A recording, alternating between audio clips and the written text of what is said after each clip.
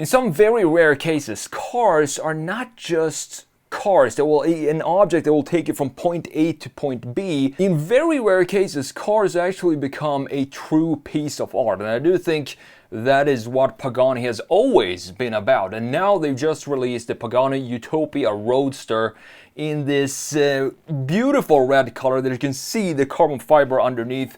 And when this came out, the coupe, I think it was a couple of years ago now, in 2022, I said that I'm not really sure about this design because I prefer the Huayra over this one. But now when I'm seeing this, it's actually grown on me. Of course, Mr. Horatio Pagani, he knows what he's doing when it comes to designing cars. So we're going to have a look at this, all the small little details from front, side, rear, and also the interior. But before we do that, let's have a look at what this beauty is all about from this article from Car and Driver linked down below. So the 852 horsepower Pagani Utopia Roadster skips hybrid assist but offers a manual. So it is a very old school setup here, even though it is a very technologically advanced car when it comes to the engineering.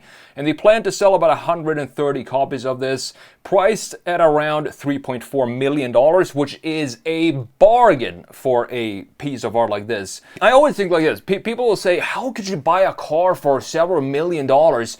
And I always, think to myself, how can you buy a Picasso painting for $180 million? And that is a piece of, just a flat piece of art that you hang on the wall. You can't even do anything with it. A car, at least you can sit in this piece of art and you can drive it around and let other people around you experience this art out on the streets in the sunshine. And that's the reason why I think $1 million cars like this in very limited production numbers, it just makes sense to have them be priced at that price point.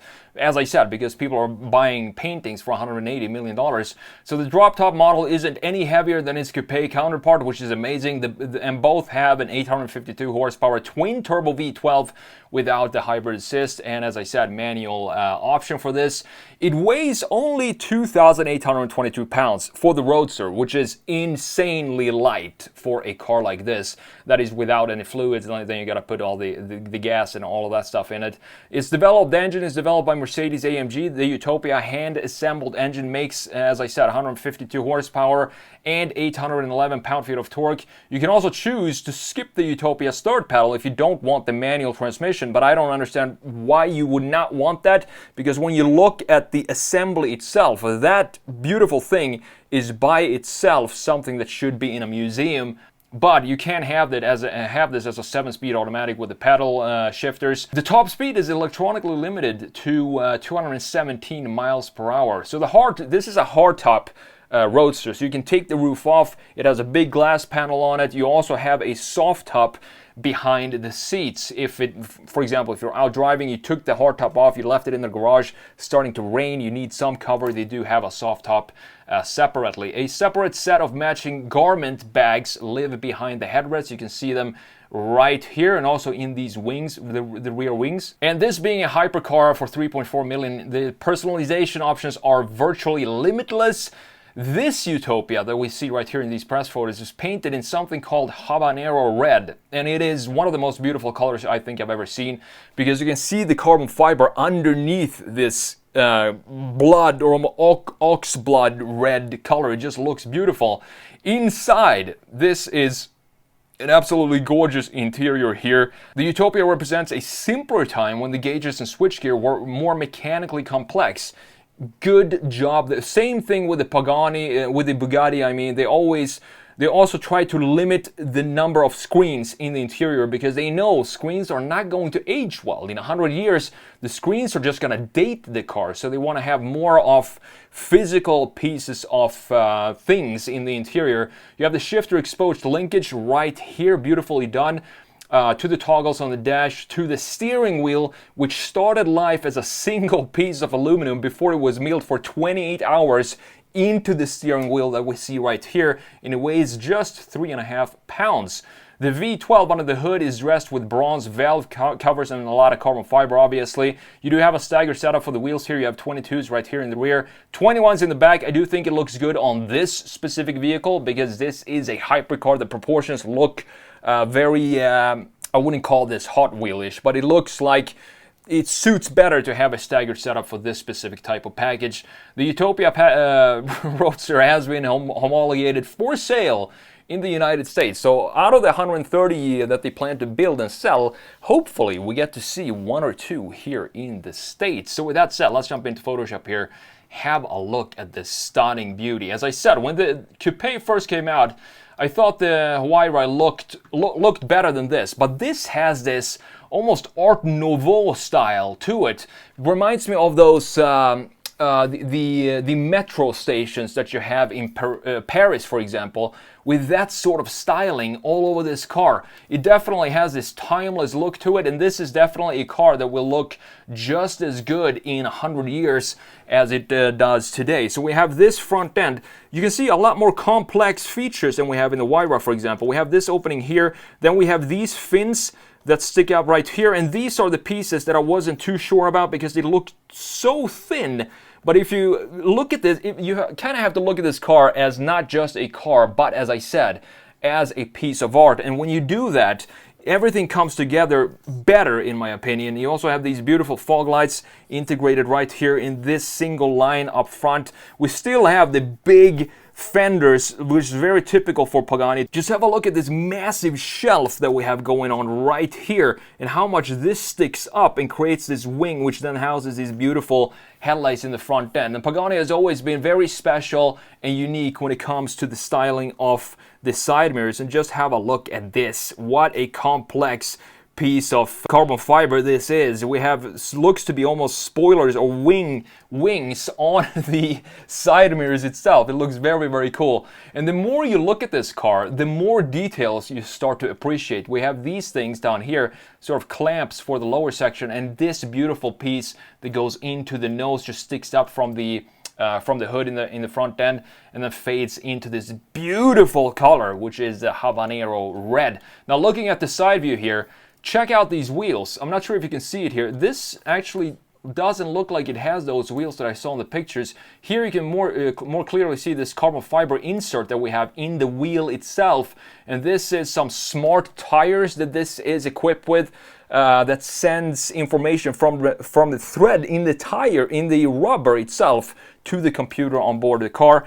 Now looking at the proportions here from a side view, clearly Pagani proportions, where you have the greenhouse sitting way forward in this design and you have the big engine V12 sitting right here. We have the staggered setup with the 22s in the rear, 21s in the front end. Beautiful looking wheels as well. Simplistic design. I want to see more simple designs for wheels like we have right here for the Pagani in everyday cars as well. And this line is just beautiful. This shoulder line, we have a big muscle going over the rear axle, and then we have this very subtle upswing right there in the rear end for the housing of the taillights. And this is more of this Art Nouveau style that I was talking about earlier, with a lot of round shapes and a lot of small little details, thin details, in addition to these very organic shapes. That is what makes up Pagani's design language right now. I also like the design of the windshield here. It looks more like a visor or something like that, like a fighter jet visor, looking very, very cool. Now looking at the rear end here, clearly again Pagani design with the quad tailpipes right here in the middle, and it has this huge funnel to it. So if we draw these lines here, you can see how this then goes in and comes together in an end point, which then shoots out these quad tailpipes in the rear end. Similar styling with the line flow that we have in the front end, with a lot of horizontal lines cut in the middle by a separate piece down here, graphic feature. And these taillights also very detailed, very complex designs of everything. I can't imagine how long it took the Pagani team to come up with all these small details and then hand manufacture every single piece of this. And that is of course why this is going to be a very, very expensive car. You have these, I do believe these are active wings. I like that they are in a different color, so these are just pure carbon fiber texture to them, separates it from the rest of the body. It also looks like you have a small little window here so you can admire your V12 under the hood of this car. Now the interior here, Pagani has always been very special when it comes to interiors, and I love that. I think Pagani and Koenigsegg these days, it's weird to say because Koenigsegg, being a Swedish company, Sweden hasn't really had this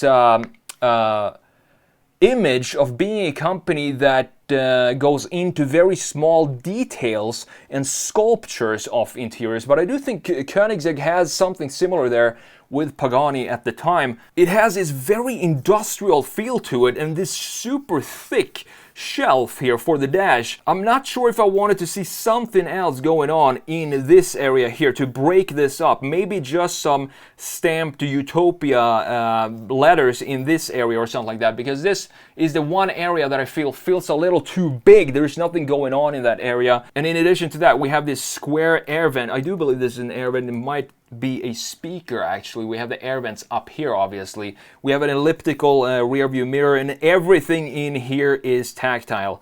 Everything is high quality material, obviously. This looks to be one single piece of metal with the beautiful gauges here. The switch gears here in the middle, and we have some AC controls down low. Start button right here, and this is the most beautiful piece, in my opinion, for this interior. This is a car that I would definitely get with the 7-speed manual transmission, simply for the reason that, first of all, I mean, it is, in my opinion, always more fun to drive a sports car with a manual transmission. But if you look at the design of this and how they sculpted this thing and just put it in here, you can see all the mechanical pieces going on down here. I mean, why would you not want to get this if you're paying this much for a car, to just have as much craftsmanship as you can in the interior? This is the only display that Pagani decided to put in the car, and this is for the infotainment screen, so you can have navigation, stuff like that, stuff like people in 2025 definitely still want to have in their cars. They just made it as small as possible here.